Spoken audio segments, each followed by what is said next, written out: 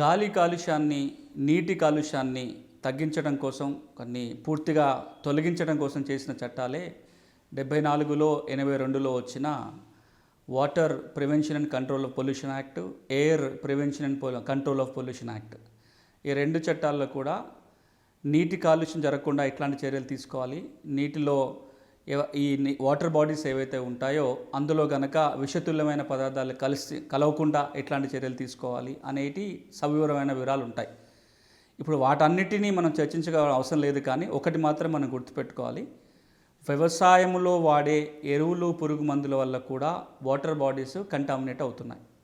మనము సాగుకు వినియోగించే ఏవైతే పెస్టిసైడ్స్, ఫర్టిలైజర్స్, పెట్రోకెమికల్స్ ఏవైతే ఉన్నాయో ఈ వీటన్నిటి వల్ల కూడా పొలంలో మనం మందేస్తాము, అది మన పొలంలోనే ఉండిపోదు.